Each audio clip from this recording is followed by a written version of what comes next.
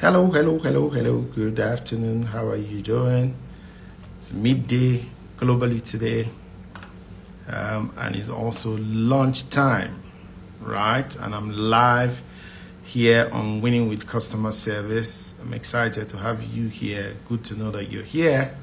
And also, my guest is here. Maison Awareness, please welcome. Good to have you, Bishop Kingsley Chijoke. Welcome, sir. Bishop, how are you? Been a very long time. Thank you all for joining. My guest is here also, and I'm bringing him on. And as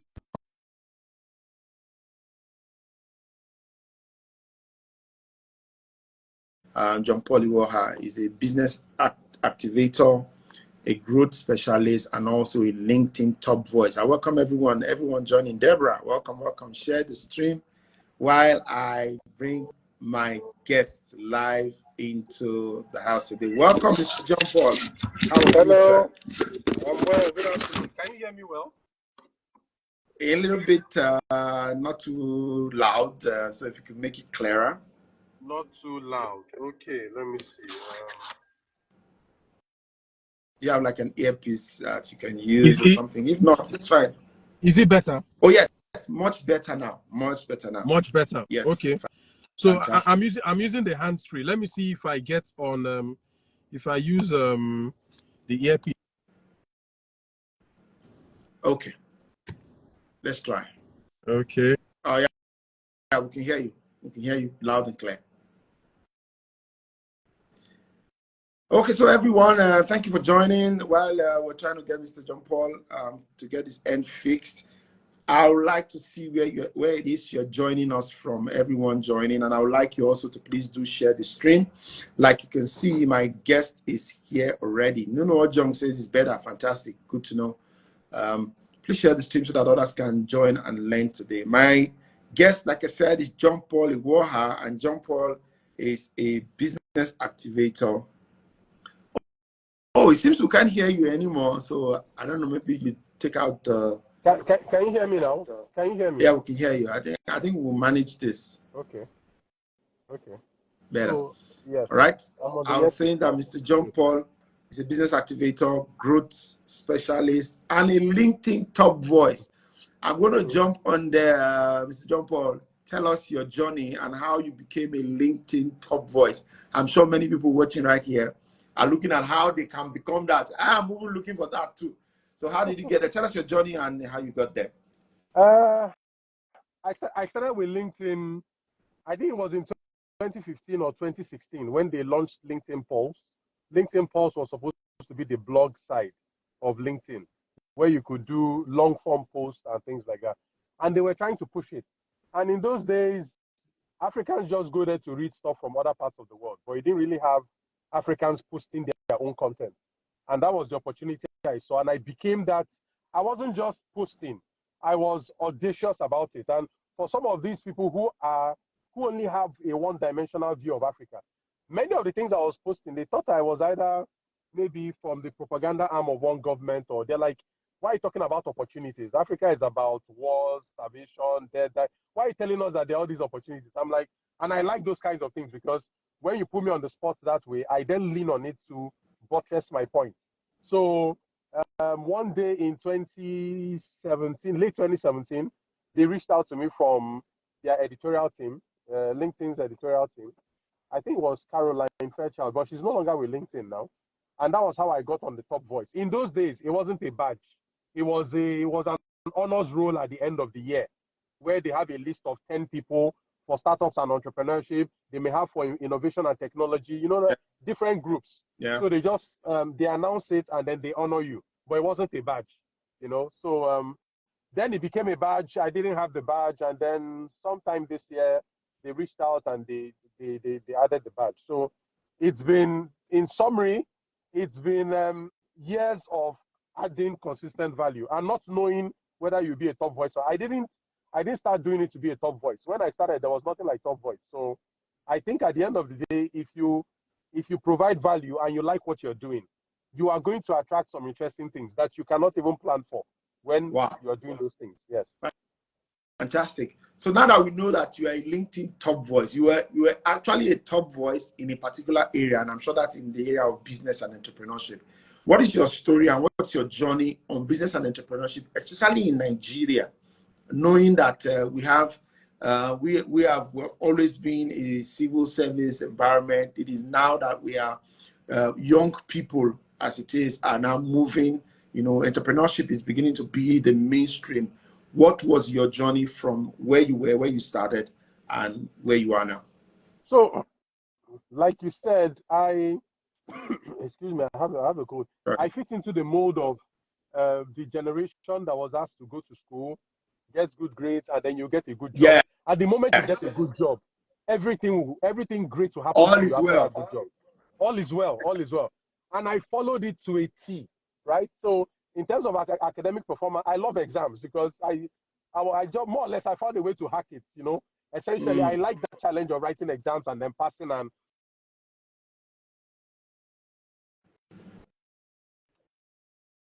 was in engineering, mechanical engineering. I was supposed to get into ExxonMobil, and then I got another offer from PwC. And that was the first time I even knew there was something like that world, like consulting. And so, if I backtrack a bit, the first time the bug of business beat me, even though I come from an informal business family, right? So, my dad has always been in business. I don't have anybody around me that was in the civil service or had a government job or had an office work. It was always business around me. You But were you were supposed to be the one that would start the civil service and work culture since you went to school. exactly, and now that I think back, they shielded us from the business. So growing up, I looked down on business as that thing you do when you cannot find a good job. So they will always shield Yeah. us from maybe going to the shop and things like that. So we're like the elite ones. We're the ones that will not be the graduates of the family, The will work working in the office and class. exactly working class, that sort of thing. And that's how it happened. And then in my second or third year, I read this interesting book called Rich Dad Poor Dad. And the thing Wow. just turned my brain upside down because I was supposed to study to become an engineer and then fit into a company. But then I realized that a company is a business. And then a business makes money. And most of the people who get the biggest benefits of the company, even though they take most of the risk, are the owners of the company. Business, yeah. So an engineer is a cog. It's like a piece of a machine. And I'm like, okay, I like that, right? I like that technical side, but I need to understand what's going on in the boardrooms, what it takes to build this thing called a business, hiring people, making money, managing it, getting into the minds of people, convincing them to buy something. So it was a very fascinating world for me. But unfortunately, I had no idea. It's like you're admiring something, but you don't know how to get into it. So I Yeah. just knew that thing called business, but I didn't know what it took to either couple it together or understand it. So my opportunity came while I was going through the recruitment process for ExxonMobil. The PwC one came. And for PwC, we were going straight into training. I think it was about 30 days or so.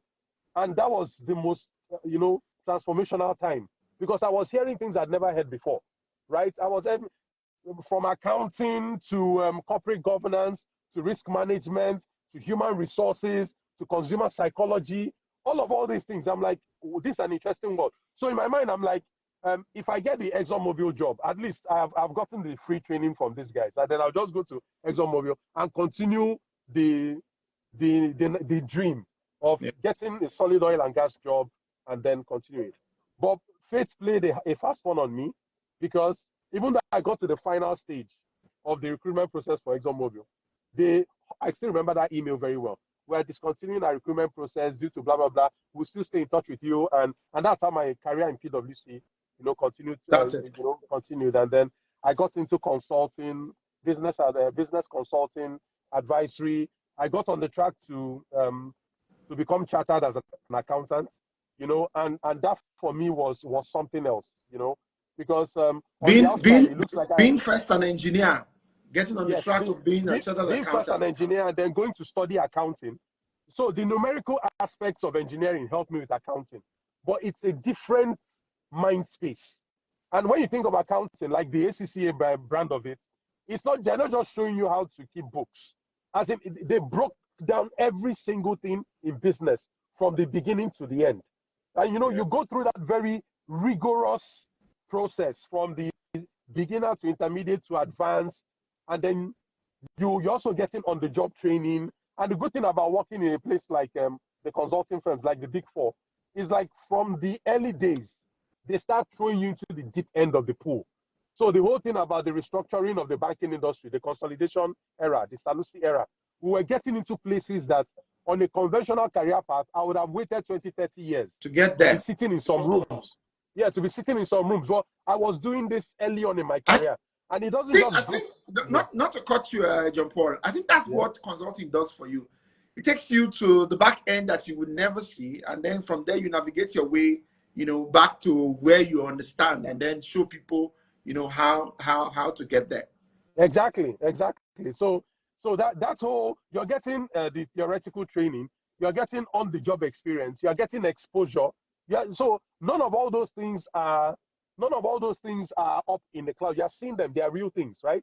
When you see a Yes. P&L, an income statement, you see a balance sheet. You see what a poor balance sheet can do to a business, can crash a bank in real time. Yes. So it's not just theoretical. You're seeing it happening. You're seeing that this bank is going into liquidation, or because of how poor the balance sheet is, another company is going to acquire it. All those things, right? But then what I found weird is that people with that kind of training and exposure, they may not be on this life. They are likely going to be deep in corporate. Yeah. Because one thing corporate organizations are good at is talent acquisition and retention. Yeah. Any company, whether it's a multinational, oil and gas company, banks, telecoms, all of them, they shop for people like me and they take us in-house and we help them generate all the money and they pay us well. So that's the whole plan. So I keep saying that it's difficult to find somebody of this pedigree that will then come out and say, my focus is the SME space. Yeah. Right? So the benefits that those big companies get, how can the average guy who has a business idea, has a dream, wants to start something, how can you gain access to that same level of sophistication and then be able to speak the common man's language? Because I always do my best to break down my communication, because sometimes, because of how much training you've received, you end up speaking a language that you think the other person understands. But there are certain concepts that the average person doesn't even get. And it was very shocking to me. So I had to train and retrain myself and get into that whole melee of speaking the average person's language.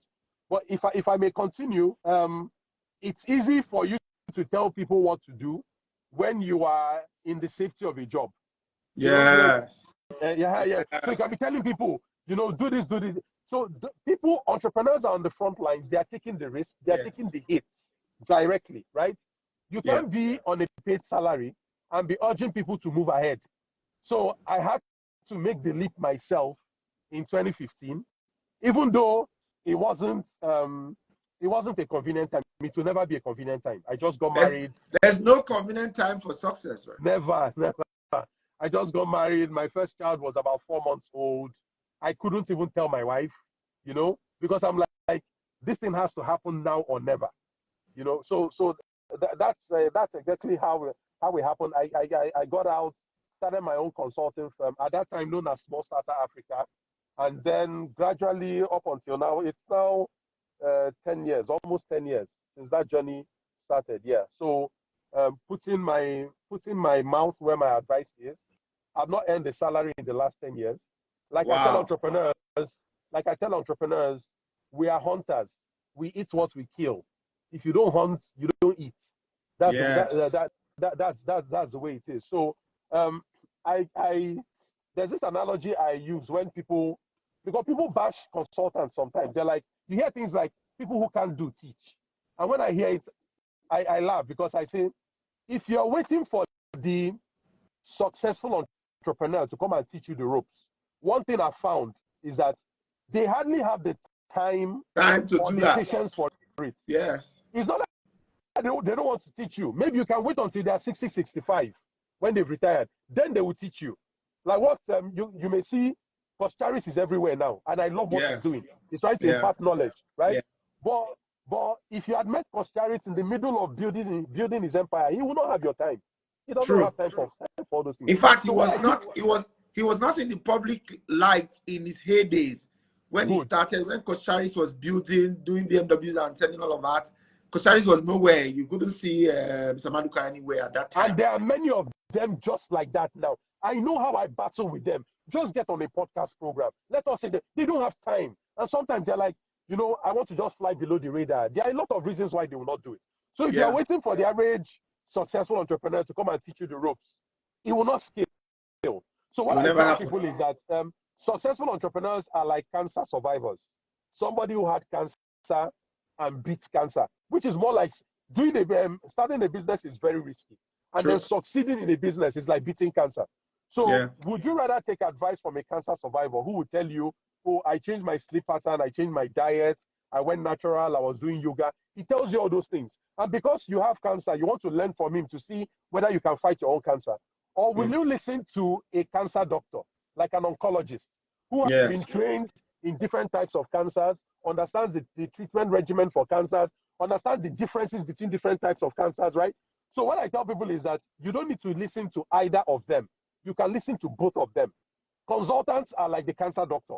We've studied this thing. We understand the nuances between one situation and another situation.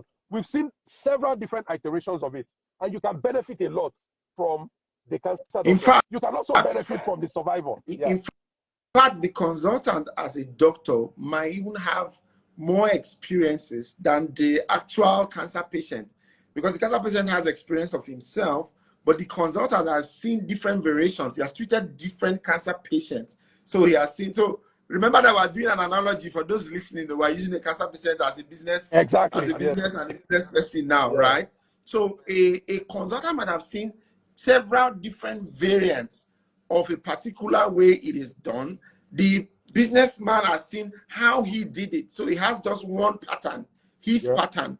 So it is even better for you to listen to a consultant, because he will be telling you from the experience he has gathered over the years. So that thing is telling you is not just one experience, but experience of different people, and it's giving you a hybrid of all those things that can, immediately, solve your problem. I just threw that in, Mr. John. Go ahead. And you did it very well. So I'm like, there's no battle here. You can be inspired by the stories of people that have built their own businesses, and then you can also listen to professionals that can teach you best practice and can give you the benefit of several different perspectives that go beyond just one person's experience. So essentially, that has been my journey. Even though I didn't mention that, okay, so you have this broad spectrum of business, but then you have to specialize. Most of my work has always been in business strategy, particularly around starting a business and then growing the business. These are the two main areas where, so if I look at the kinds of people and the kinds of work and kinds of projects I've worked on in the last 10 years, it spans from Gambia in the westernmost part of Africa to Somalia, to South Africa, and then up to Ethiopia. So I've worked across the continent with several different kinds of people. I am a huge beneficiary of what the internet has done for our generation. I was using Zoom when many people did not even know what Zoom was. Most people knew about Zoom during the pandemic. But by then I was already doing almost 5-6 years, because that is how essentially I run my business. So from opening the company and then deciding to go fully virtual, which is very strange, because you're in an environment where people are sticklers for, okay, so where's your office? And I'm like, are you following the trend at all? Because if you are not in a business where your customers have to come to you, like a retail space, a hospital, a hotel, or something like that, you don't put too much emphasis on location. Yeah, so true. But some people do it for prestige reasons. My office is in Ikoyi, my office is in Lagos. But the truth is, how much value does the office actually bring to the business? It's so actually just an unnecessary. It actually will just add to your overhead cost. Exactly. And in the beginning, I thought most of my clients would be Nigerians, but it turned out to be non-Nigerians. So it just happened then that the people I was serving had no need to travel all the way to come to my country and see me in my office. So it didn't make any sense in that beginning. So at that point, I'm like, oh, okay, this is quite interesting. You can run a virtual business that is independent of location. you can add value, because the core value you're providing is the thing between my two ears. Yes. And as long as I can package it in a form that is valuable to somebody, they will pay for it without needing. My oldest client is like 9 years old. And the first time we saw was in November last year. I had to travel and then go see him. And by then we had done a lot of business.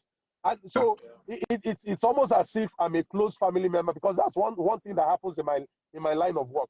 You get to people get to confide in you about their greatest insecurities, their strengths, their weaknesses about build. So over time, you find out that you're not just a professional, you're not just a consultant, you're also some kind of therapist. Yes. Because, because like on a this journey, doctor. exactly, that's what it is. That's exactly what it is. So so it's been an honor helping people realize that, transform business ideas they've carried in their head for years, and then the moment we meet, all of a sudden it's becoming real, because my job is to remove all those obstacles and challenges and get you to move forward and take the action. Actually start the business. And then the next step is to grow the business. What's the problem? We need to raise funding. Okay. We need to hire good people. We need to build a team. We need to set up systems. So my job essentially is to do the work of a bulldozer and get rid of many of those problems, so that people who are ready to do the work can go ahead, start businesses, and grow them. Yes. Fantastic. I was reading to your resume, and I saw, and you've spoken a little about it here, that you've worked with entrepreneurs across the world, but especially across Africa, and our peculiar challenges you have seen, you have analyzed for a lot of people, you've brought solution. I'd like you to share, what are the top two challenges that you have experienced in your over 10 years of doing this as a business, as your personal business? What are those top two challenges that you have seen that African businesses face? The first one is external, which is that I see non-Africans that are doing business in Africa. They tend to appreciate the potential that we have more than we Africans. And Sure. I tell people that problems are a two-sided story. If you look on one face of it, you just see problems. Nothing is working. Infrastructure problems, food insecurity, physical insecurity, climate change, the limited access to power. All these things I'm mentioning are problems. If you look at our newspapers, you go online, go on Twitter, go anywhere, the conversations, particularly if there are complaints, people are complaining, people are frustrated, is usually around these problems, right? Sure. Now, if I look at some of the most interesting projects I've done in the last 10 years, they relate totally to exactly what I've talked about, but in the opposite side. So somebody says, for example, for solutions. So what I see is the people I work with, they are talking about the same things, but they're talking about them as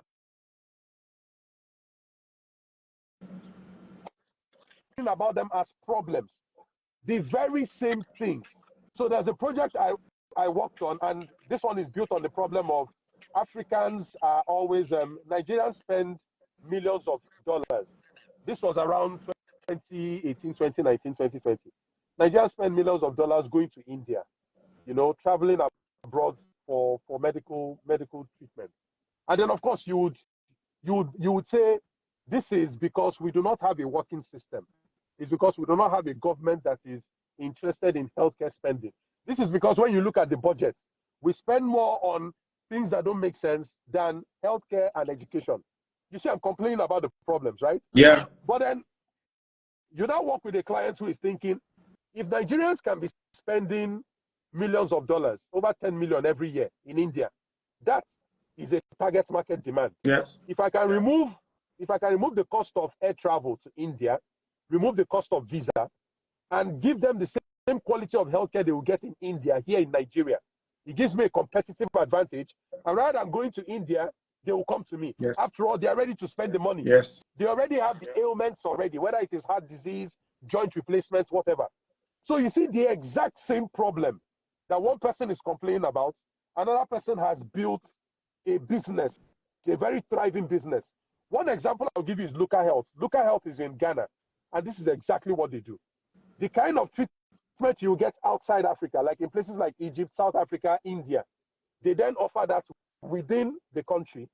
They even go as far as hiring the Indian doctor. So instead of traveling abroad to see the Indian doctor, they bring the Indian doctor here. It is cheaper. It is closer to you. You don't need to spend time traveling. And so the very same thing that is a problem to one person is an opportunity to another person.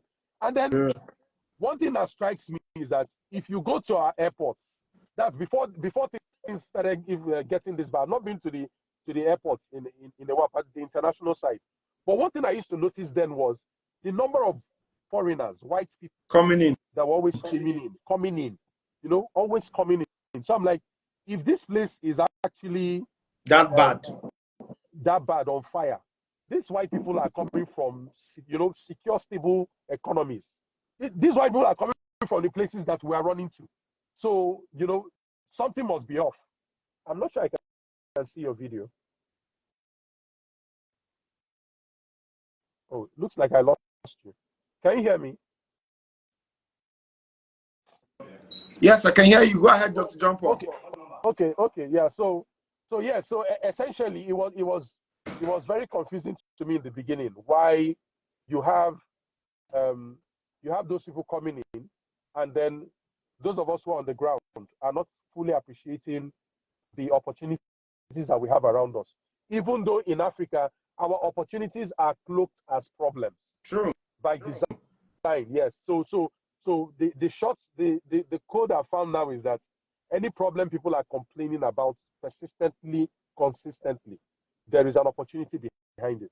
I can even go on and, like, if you see the Japa thing, for example, I cannot count how many startups I've seen that are built on the Japa trend. There are two businesses I've seen. They specialize in trading. You want to leave the country. They specialize in coming to your house, buying all your items. Declutter. That was started the declutter business. The declutter thing. And that's a thriving business model in these times when buying things brand new will be more expensive. Yeah. You know that these items you are buying are not bad. It's just that the person is leaving the country. So that's a business model already. There are people that are agencies. What they specialize in is how they can get you permanent residency in so. They do consulting. And that's essentially what they're doing. So anything people are complaining about largely is something that they are willing to pay for if you can provide a solution which is valuable. Yeah, so it's a very controversial point because it's even half of my family is outside the country and then part of us are here. So I'm no longer in that frame of mind where you tell people to stay or to leave. I've even sponsored people to leave. It's a personal decision. Yeah. If you want to stay, you have to know what you're signing up for. If you're going to stay, you have to know what you're signing up for. If things are not working for you and you need a breath of fresh air, or you just need to recalibrate and get a new environment, it is fine. But the interesting thing is that as we're spreading across the world, it's also opening up. True. Oh, it seems to have lost Mr. John Paul, and I'm sure his network is having challenges. Hopefully, we'll be able to get him back soon. But if you can still hear me and you're following, can you hear me? Okay, we're trying to hear you back now. Fantastic. Okay. Fantastic. We can hear you. Yeah. So I want us to get back to the conversation today, which is on winning with customer service. So you've spoken about people seeing problems while others are seeing opportunities. That's one of the challenges across Africa. And then you also spoke about the trend of Jackpot right now. But let's go to customer service. It's one of the pains of doing business in Africa is that generally, and not just Nigeria, is that the level of service delivery, whether it's a product we're selling, whether it's service we're doing, the level of service delivery generally is actually poor. What have you seen and what steps? Remember that we're talking to also SMEs here. What steps can SMEs begin to take to improve their customer service delivery? Okay, so I'm in line with my background in strategy. I like to give people the big picture because the problem I find with tactics is that tactics expire, particularly in this technological age. tactics can quickly expire. But if you understand the big picture, it will be easier for you to adapt and become flexible. So I like the principle thinking, or the first principle thinking. And the first principle I have for customer service is the contrast between transactions and relationships. The common thinking for many people in business is that they need to make sales. And I can understand why it is such a priority. Sales is what brings in money into your business, pays the bills for running the business, and that's where your profit will come from. So I can understand this inordinate focus on sales. But the danger of being too focused on sales, particularly sales for now, is that you end up thinking in a transactional manner. Yeah. Transactional meaning most businesses are at that level. Exactly. I'm going to do everything and lick your boots until I get your money. Yeah. And then by the time I get your money, I'll just wait until you are ready to spend again. To spend again, I really don't have your time, right? But if you look at relationships, on the other hand, relationships help to build a particular metric known as retention. And what retention is that retention is your ability to make somebody keep buying from you after they buy from you the first time. Yes. Good. So that's retention. But there's even a senior and advanced level to retention, which is that I keep buying from you. Then all of a sudden, I am not just buying from you, but I'm talking about you in a positive way, which helps not use your cost of customer acquisition. Because if I'm buying from you and I cannot help it, I'm just talking about you in a positive way. Not that I'm marketing for you, not that you've asked me to market for you, but I cannot just help talking about your business in a positive light. That's the second level after retention. And then the third level is, I'm not just talking about your business. I'm actively working towards recruiting people to become new customers in your business, which is more like what referrals are. Now, the reason I don't just jump to referrals is that referrals have become such a buzzword that I just think that many people don't really understand the import of what referrals are. And that people will not just instantly start referring people to you. True. There are some steps. There are some steps before referral. And if that trust doesn't happen, if that familiarity doesn't happen, people will not refer. Except you want the transactional type of referral, which is if you refer somebody, you get 1,000 naira or 2,000 naira. That one is transactional. And it's costing you. But if you get somebody as a customer, they love the way you serve them, they keep coming back, and then at some point they graduate from just coming back, from being a passive customer, they then become an active ambassador. They become family. Your business. They become family, yes, essentially. That's what it is. And the first rebuttal I get when I talk about relationships versus transactions is that relationships, they cost time, they cost money, right? So I'm like, okay, some types of relationship may cost money. Some may cost time. But one thing is clear. It is costing you money to get additional customers. And if you do the math, an existing customer is way cheaper than a new customer. True. Because you've already spent the money to acquire that customer. If they just buy once from you and you never hear from them again, you have lost it. What it means is that you will always be on a treadmill of getting new customers, new customers, new customers. The moment you get off that treadmill, your business just comes to a total halt. But if you look at businesses that make it through tough times, whether it's the pandemic or this inflation we're having, sorry, excuse me, or this inflation we're having now, there are businesses that are getting interesting suggestions about how to adapt and sell to them from their customers. So you can imagine that if it is transactional, the moment your price doesn't work for me anymore, or your terms don't work for me anymore, I move. But if I'm a loyal person, I'm unlikely to just move. I will give you the benefit of the doubt. I will tell you, your products are now more expensive than others. See what other people are selling. Yeah. Sorry, I will even be giving you market information. And then your ability to act on it will then determine whether I will stay or, but I will not just leave you. I will begrudgingly leave you. I will actually feel like I'm breaking up with somebody. Yeah. That's how it will feel. I've seen people who They know that this product is even cheaper outside, but they keep coming to you to buy. Yeah. So when people say relationships are more expensive, my argument is that no, it's actually cheaper than being transactional, because the things that you're doing now to build that relationship, you don't know for how long you're going to harvest it. You don't know for how you don't know how much more money in terms of the lifetime value of the customer. You don't know how much is going to return for you, right? So essentially, that's my first principle in customer service. The goal is to build a relationship, not a transaction. Not Now, a if we go into the transaction. tactics, yeah. So if we go into the tactics, people are like, okay, but how do you build a relationship? When somebody pays you, they don't stop being a human being. It's still a human being that pays you. So that human being, interestingly, you still have the code. That human being, building a relationship with that human being is no different from how you build relationships in normal daily life. What kinds of people do we end up building relationships with? The relationship starts from likeness. If I like you, that is the foundation for a potential relationship. What will make me like you? If you satisfy my needs, or better still, if you wow me, you have my attention, I'll like you.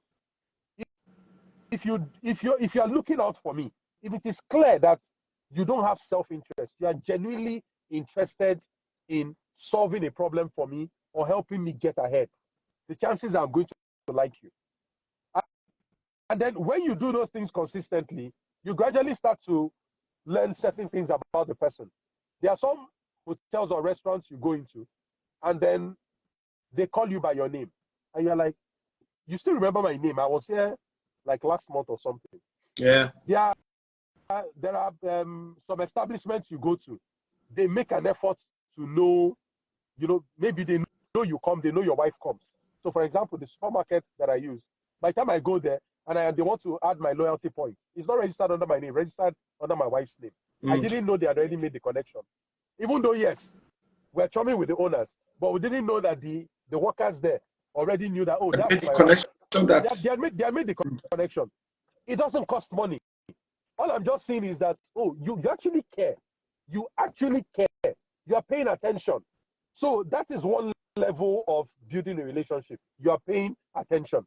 The next level is, if I notice that you are rewarding me for my loyalty, because sometimes we are loyal to a business and we don't realize that we are loyal. What we call loyalty is actually habit. I go to this supermarket or this petrol station to buy fuel, not because I like them, but because they are the closest ones to my house. Yeah. So I'm doing it out of habit, not out of loyalty. But the truth is, just beneath that habit is a loyal behavior. I'm a repetitive customer.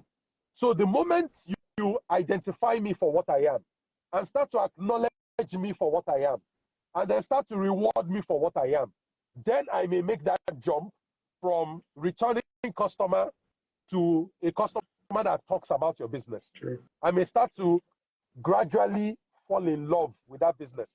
I'm now looking out for, there are some customers who come to an establishment and they're talking to another person.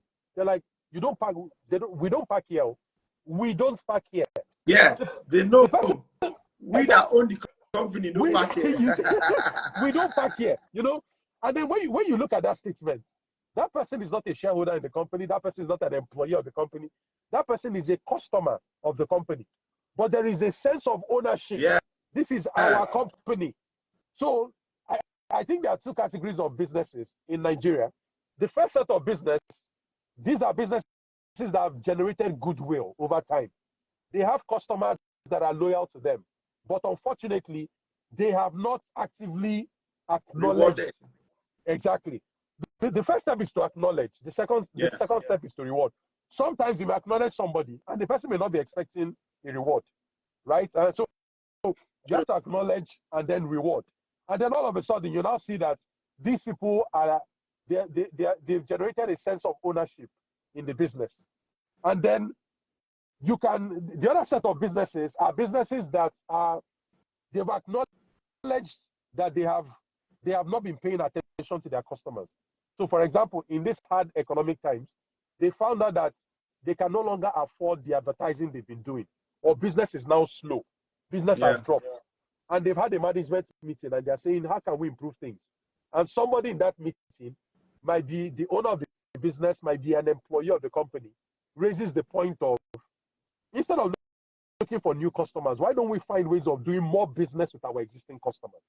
Because if you look at the possibility of the possibilities and solutions, two ways you can increase revenue will be to get new customers or to make more revenue from your existing customers. True. Now, so sometimes if you do not have and getting the attention of strangers will cost you, so it will be more expensive to get new customers, but your existing customers are already coming to you, so you can explore options for doing more business with those customers. So now they are thinking, you know, how do we start rewarding people for their loyalty? How do we start this conversation around doing more business with our existing customers?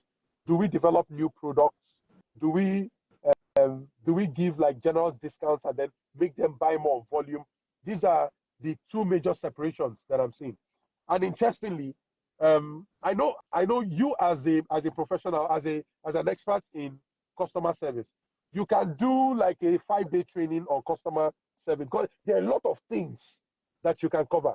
But what I find is that if you understand the principle of relationships over transactions, if that is the guiding principle of your customer service culture, all of a sudden, it is easier to help people understand what they should be doing. You can go the route of telling people, always look pleasant. When you see a customer, smile, look neat, practice good hygiene.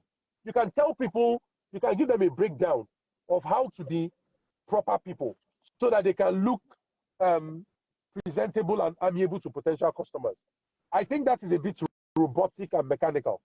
But if you let people know that the goal is to build a relationship, as long as you're talking to a human being, you don't need to tell that person to smile. If I have in mind that I want to build a relationship, you don't need to tell me to smile. You don't need to tell me how to carry myself. There are many things you don't need to tell me because I understand the end goal. But I think in communicating what you're trying to achieve, the employees, the people on the front lines are not getting this.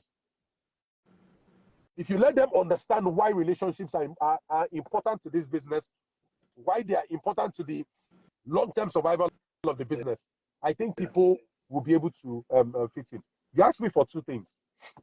The second one is, I don't think customer service can work without the employees being fully on board. Except you are, as a business owner, except you serve your customers yourself. Which is not possible for a business that has to grow. Even if you do serve them yourself, there are other, you know, for example, logistics that need to deliver whatever it is that you're delivering. So that ideology that, except you serve them yourself, do it yourself, you know, will not fly in today's business world. So everyone who is in business must pay attention to what you are saying now on, you know, taking care of your employees. So go ahead to share on that.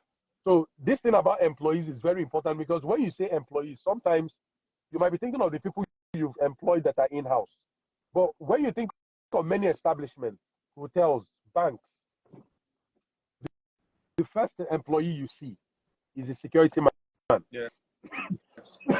Sorry. And many security men are not hired directly by the organization.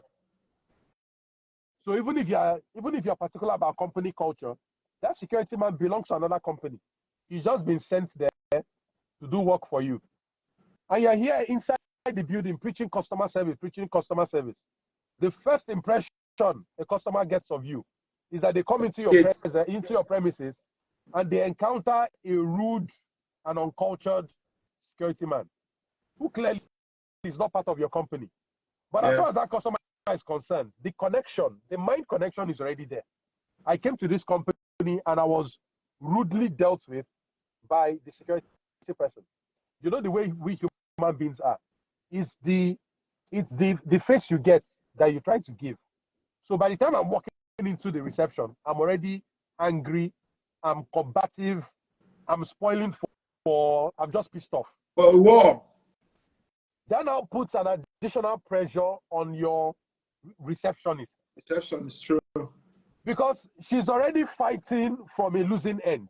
This is Yes. not a meeting of equals. This is somebody, you're meeting a customer who already has elements of a bias against your company. If your receptionist doesn't get it right, the burden of It customer wasn't it service, the bomb. the burden for customer service just keeps rising and rising and rising and rising and rising. That's one level. So I think the lesson here is that when you are thinking of your frontline people, don't just think of direct employees. Anybody that will interface with your customers on your behalf, whether they are your direct employees, contractors, consultants, or whoever, this philosophy of relationships over transactions, they need to imbibe it. That culture needs to spread to that level. Fantastic. So, Paul, let me share what I tell many MSMEs when I talk to them. That, for example, I was talking about delivery people just now. It is very key that when somebody buys from you, and you give whatever they buy to a delivery man to deliver, your transaction is not complete until the person receives that item and then gives you a feedback. Yes. That is when the transaction is complete. But many MSMEs assume that, oh, you have paid for delivery. I have given the delivery man the product. I have given you his phone number. You and him go and decide, like what you just said.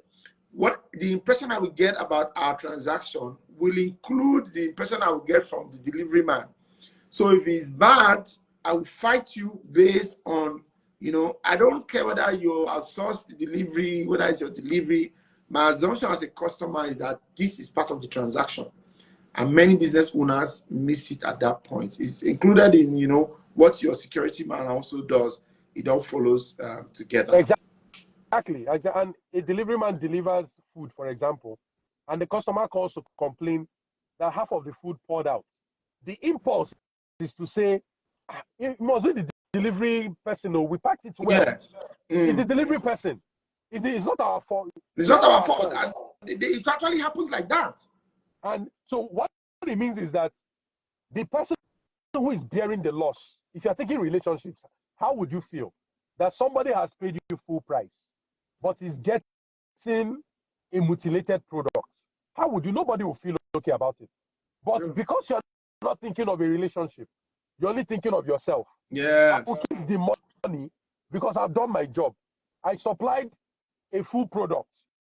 Go and sort it out with the delivery company. It's not our problem. So what that does is that it doesn't even exonerate you. You've actually even failed on different dimensions.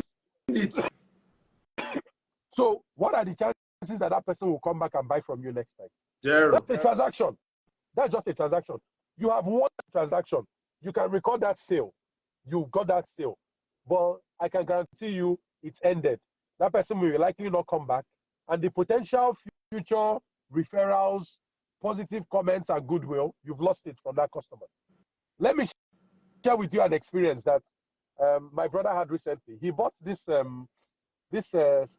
Starlink product. The internet service, the Elon Musk thing. Yeah. So he had not used it for a while, and then he came back to the house one day, put it on, and the thing was not working. So he called their customer care. Said this is not working. They tried to troubleshoot remotely, and the next thing they told him that don't worry, we are sending.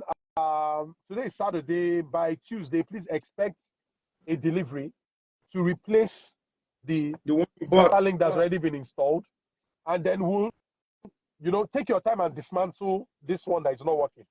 We are going to send you a code and an address to where you will deliver it to, our technical partner. But then we're coming with a new one in 2-3 days time. We're going to install it for you.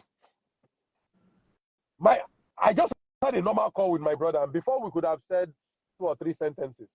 He mentioned this conversation. I didn't ask him. There was nothing we were talking about that was related to that. Nothing. He just brought it up. And this is how humans are. When you blow our minds, when you exceed our expectations, we cannot help it but to talk. We cannot help it but to talk. So imagine on 2 dimensions what has happened. I don't know how many other people you talked to about this thing, right? What are the odds that he will stop being a customer of that company? Zero. Very little. What are the odds I am buying a Starlink? Me already. 100. I'm buying. Because in an environment where that kind of thing is not common, there's no way I'll see this kind of thing. I'm like, no, I clearly want to do business with that kind of company. Yeah. So, but when you think about the mechanics of it, what a normal company would have done is, let's come to your house and we're going to fix it in your house. To try and fix it. And it's likely when I come, you will send your third-party partner that will charge me to fix it. So I'm even spending more. Then, of course, there's a way it will get to you. Now point me to the terms on the invoice. Remember, items that are sold in good condition cannot be returned, True. blah, blah, blah. You then point me to that and tell me it's not your fault, it's my fault, right? Yeah. But what these guys have done is that they know they can repair that thing. They know it's a fact. They can. It's likely going to be a hardware software thing. But instead of getting the customer involved in all of that, they just go straight to what does the customer want? I just want a working internet. Exactly. They take it back and wants. give you a working one they immediately. Just went straight to that one and extracted the old one. They will likely fix it up and resell it. But as a customer, I don't need to know about all those things. Yeah. Sorry. I just want an internet dongle or modem that works. So even though customer service is still an issue in Nigeria, I do not think it is. I think there are several factors. For example, I think strong competition plays a role in the quality of customer service. Because when you have a lot of firms that are competing at a certain level, the products that they offer all of a sudden become a commodity. Think about our banks now. No matter the color of the bank and their logo, their products are now commodities. Payments, getting an ATM card, opening an account, getting a loan, all those things are commodities. The only difference is that you are giving out 5.5%, this person is giving out 5.2%. Yeah. All of you are offering the same things. So what that does is that it becomes more difficult to differentiate yourself. And one way you can do that would then become customer service. Sure. Because if you have a culture of customer service, it can then be clear that you walk into most banks now and you see the long queues, long lines, even stretching out. So I think we'll come to a point where, and my hope will lie in what the fintechs are doing, where you can solve my problem without me leaving my house and going to a bank to queue up. Exactly. That value proposition is just so fantastic. True. I can do my banking, do everything I want to do without stepping anywhere. Going to a banking hall is no longer a thing of prestige. True. And I think we've come to that point where it looks like some of these banks may not be getting it yet. But gradually, as the competition is heating up, right now it's just happening in the retail segment. It is going to get to a point where banks that have long queues, and the interesting thing here is, I will give it to them. They're trying to innovate. I've gone to some banks. You see queue management, where you come in, they give you a number, and then they ask you to see it in an orderly manner. All those things are helpful, but I think these are just linear progressions towards solving. They are cake. Exactly. Today's world. Exactly. So instead of talking about flying cars, you're telling me of a car that has 12-cylinder engine. You're just improving the normal internal combustion vehicle instead of moving into another dimension. So instead of going into electric cars, you're telling me that this one does not consume so much fuel. I don't need. So I think competition plays a huge part in improving customer service, because the stronger the competition, the more it will force companies to innovate around customer service. That is why the poorest forms of customer service you will get in Nigeria and across Africa is with monopolies and government institutions. If it's a government institution, they know there's no option, there's no competition. So there's no incentive to improve. If you notice, they've been trying at the top. There's this thing they call, is it Intercom or something like that? You will see it in government parastatals. Servicom, thank you. If you're not receiving, they've tried all sorts of innovations. It's not working. And it doesn't keep you down. Besides the trickle down, there's no competition. Yes. So if the customer is pissed off, what option do they have to get a birth certificate or to get a driver's license? They'll come back the next day, and they'll come back a month from now. They don't have any option. It's only one issuing authority. Like the civil servants will say, when you shout tire, you will come down, come meet us here. So that's the unfortunate thing. Competition has a strong bearing on the quality of customer service, right? The second part is that I don't think we are using technology enough. Because technology is supposed to significantly improve what customer service can do. But I have a lot of hope in the emerging trends, particularly around AI. I think those things can help to make life easy for those people who are looking at it. So, in summary, if you are crying that you need more customers, what I first look at when I get into the diagnosis of your problem, you say you want more customers. What I want to see is what you have done with your existing customers. True. Yeah. And that reflection usually, because you think the solution is outside, more customers, but you are a leaking bucket. Yeah, you're a leaking bucket. People just go through your business, they spend once and they go. They spend once and they go. You're not catching anything. You're not catching anybody. They just spend once and they go. But what if we can start retaining people? You may not need to start scrambling for new customers. You may not need to feel the heat of the growing competition, because it's like you have your own people. Yeah. You have your own community. Those your own people will bring new people for you. Exactly. So when people say Mr. John Paul, yeah. we've spoken for about an hour now, and I don't want them already to end this live. Yes, it's just about 3 minutes to 1 hour already. We've done so much, and you've shared so much here, and I want to say thank you to you. Yeah. I'm going to share this live again so that people can watch, and I want to thank you. I know you're not feeling too well, you're under the weather, but I hope that when I come to you again to come and talk to us about this, you would oblige me. Yeah. It's that time of the year when I get my flu, so it's fine. But it turns out we didn't even have the topic we talked about. And there was something I was supposed to tell you. I didn't tell you. I wanted it to be a surprise for people who have attended the live. I have a special download for them that fully explains 6 specific strategies you can use to discover or explore opportunities within the Nigerian market, particularly in a tough economy. So it's a very powerful resource. I'm not. How can we get it? So what I'm going to do is, until we discuss that topic, I don't think it makes sense to share with them. We've not even discussed the topic. So maybe the next time when we discuss it, then the people who attend will have access to that material. All right. Yeah. We'll talk offline and then see how we can fix a time when we can do that. Is that okay, sir? Okay. All right. So if you heard it here first. If you want that material, stick here. If you're not following me, follow John Paul. You will hear when we're having the next live session, so that you can get the 5 top best business ideas today that will make you money in Africa, and then you'll get the material that will go with it. Thank you so much. I don't want them to take up very this. much. Thank you. I think it's almost time now. Thank you. Have a wonderful day, sir. You too. Bye-bye.